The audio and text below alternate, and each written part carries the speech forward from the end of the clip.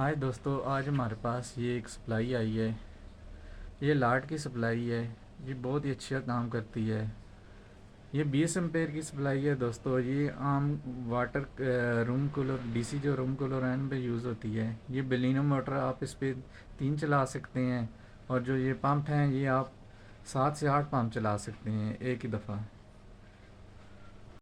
दोस्तों, ये करंट भी बहुत कम लेती है और इसकी कंप्लेन भी बहुत ही कम है। दोस्तों, ये आपको बहुत ही आसानी से मिल जाएगी मार्केट में कहीं से भी।